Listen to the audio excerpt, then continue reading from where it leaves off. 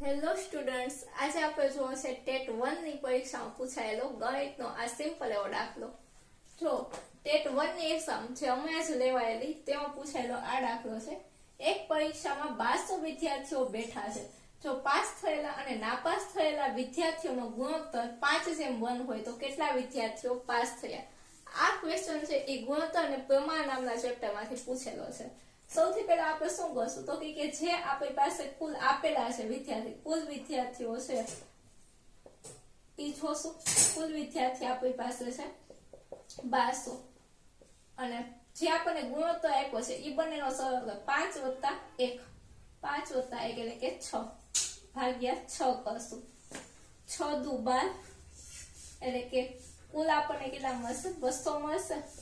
હવે આ 200 છે એ આપણે શું તો કે આ 200 છે એ આપણને મળે એને આપણે હજી શું કરશું તો કે x છે. હવે આ 200 છે આપણને પૂછેલું છે કે કુલ વિદ્યાર્થી કેટલા પાસ થયા છે. તો જો અહીંયા આપણને પાસ અને નાપાસનો ગુણોત્તર આપેલો છે. પાસ થયેલા કેટલા છે અને નાપાસ થયેલા? પાસ થયેલા 5 છે અને નાપાસ થયેલાનો 1 છે. તો 200 × 5 કરશું એટલે આપણી પાસે જવાબ આવશે 1000. તો આ 1000 વિદ્યાર્થીઓ કેવા હશે? પાસ થયેલા હશે.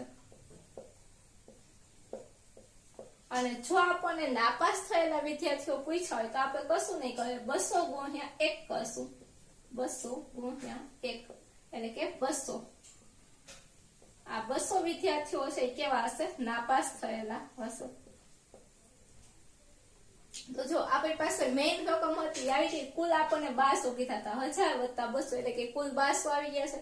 તો બસ આટલો સિમ્પલ એવો ગુણોત્તર અને પ્રમાણનો દાખલો ટેટ 1 ની એક્ઝામમાં પૂછાયેલો.